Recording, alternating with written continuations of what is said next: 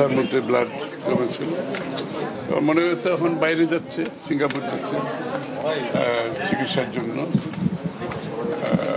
স্বাভাবিকভাবে মানে ওর উপর যেটা হয়েছে এটা তো মানে কঠিন ব্যাপার। এটা তো আসলে বাংলাদেশের রাজনৈতিক অঙ্গনে আমরা তো একটা স্থিতিশীল অবস্থা চাই। এই ধরনের ঘটনাগুলির মাধ্যমে দেশের মানুষ তো একটা স্থিতিশীল স্টেবিলিটি চায়। এখন বাংলাদেশটাকে তারা আস্তে ধীরে একটা গণতান্ত্রিক অর্ডারে ফিরিয়ে নিয়ে একটা স্থিতিশীল অবস্থার মাধ্যমে সকলের জীবন যাতে নিরাপদ থাকে, তো সেটা তো স্বাভাবিকভাবে রোজ যেটা বললো যে আমরা যত তাড়াতাড়ি নির্বাচনের মাধ্যমে দেশে একটা গণতান্ত্রিক দেশ পাবো, এই সরকারের একটা জনগণের সমর্থন থাকবে, যারা রাজনৈতিকভাবে শক্তিশালী থাকবে, সরকারের শক্তি যোগান তো জনগণের। তো সেটার অনুপস্থিতিতে তো ঘটনা এরকম ঘটতেই থাকবে, আরও বেশি ঘটবে আগামী দিনে। তো যত তাড়াতাড়ি আমরা নির্বাচনের দিকে গিয়ে দেশে একটা রাজনৈতিক পরিবেশ ফিরিয়ে আনতে পারবো, একটা নির্বাচিত সরকার জনগণের সমর্থন নিয়ে, যাদের সব রাষ্ট্রের সব অঙ্গগুলো যারা একটা রাজনৈতিক শক্তির অধীনে নিয়ন্ত্রিত থাকতে পারে, সেটা তো একমাত্র নির্বাচিত সরকার ব্যতীত সম্ভব না। তো এই ধরনের ঘটনা তো ঘটতেই থাকবে, কারণ এখানে জবাবদিহিতার এখানে সংসদ নাই, এখানে তো জবাবদিহিতার একটা অনুপস্থিতিতে আছে, এটা তো আমাদের অস্বীকার করার কিছু। এটার জন্য কাউকে দোষারোপ করে লাভ নেই। যেহেতু একটা নির্বাচিত সরকার না থাকলে যে জবাবদিহিতা, দায়বদ্ধতার এগুলো তো একটা অনুপস্থিতি থাকারই কথা, সুতরাং সেটা আছে। এবং এর জন্য যখন সবাই যত তাড়াতাড়ি নির্বাচনী প্রক্রিয়ার মাধ্যমে নির্বাচিত সরকার আসবে দেশে, এবং একটা নির্বাচিত সরকার যারা জনগণের দায়বদ্ধ থাকবে, জবাব দিয়ে থাকবে, এবং যাদের একটা জনগণের শক্তি নিয়ে সরকারের যে বিভিন্ন সংস্থাগুলোকে পরিচালনা করার পেছন থেকে যে শক্তিটা, সেটা তো জনগণ।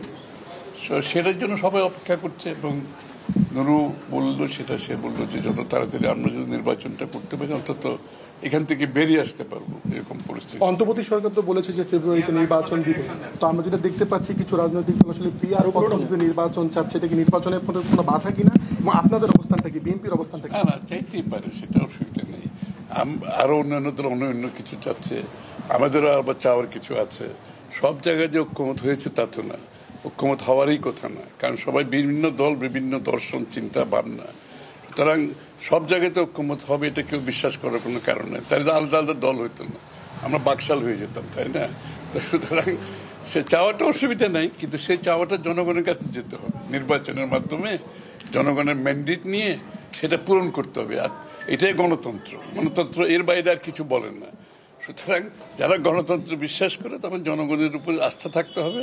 তাদের যে ভবিষ্যতে তাদের যে কর্মসূচি, যে পরিবর্তন যারা আনতে চায় প্রত্যেকটি দলের, তারা জনগণের ম্যান্ডেট নিয়ে সেটা সংসদে আসবে, আলোচনা হবে, বিতর্ক হবে, পাশ হবে। এটাই গণতন্ত্র। এটাতে বিশ্বাস করতে হবে। তো এটাতে বিশ্বাস না করলে দেশে তো স্থিতিশীলতা আসবে না।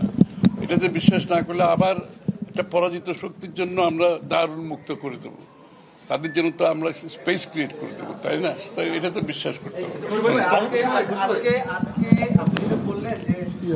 গণতন্ত্রের বিভিন্ন মত থাকে, আজকে আন্দোলন করছে এবং আজকে তাদের কর্মসূচি রয়েছে।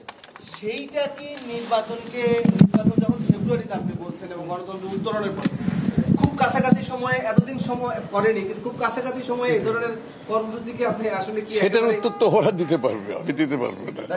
ওরা এখন তো দেশ নির্বাচনের দিকে যাচ্ছে, এবং এটার জন্য তো আমরা গত 15-16 বছর এত ত্যাগ স্বীকার করেছে সবাই মিলে।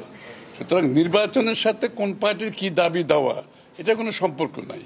তাদের দাবি দেওয়া থাকতেই পারে, সেই দাবি দেওয়া নিয়ে তারা জনগণের কাছে যেতে হবে, জনগণের ম্যান্ডেট নিয়ে সংসদে আসবে, পাশ করতে পারবে, কোনো অসুবিধা নাই। কিন্তু নির্বাচনী প্রক্রিয়ার সাথে এগুলো কোনো সম্পর্ক নেই। কেউ যদি অস্থিতিশীল করতে চায়, তাদেরকে রাজনৈতিকভাবে এটার জন্য ক্ষতিপূরণ দিতে হবে। এর থেকে আমি আর কিছু বলতে চাই না।